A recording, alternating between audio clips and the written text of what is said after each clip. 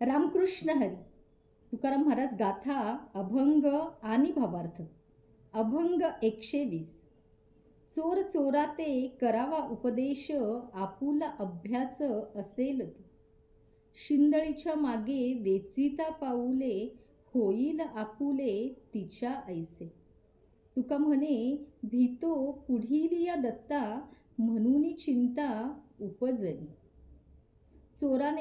चोरांनाच उपदेश दिल्यावर तो तरी दुसरा काय देणार, जे त्याचा नित्याचा चोरीचा अभ्यास असेल तोच शिकविणार.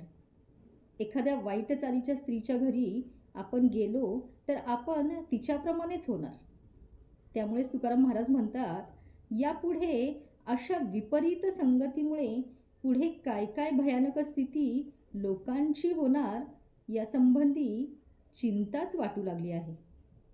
पांडुरंग पांडुरंग.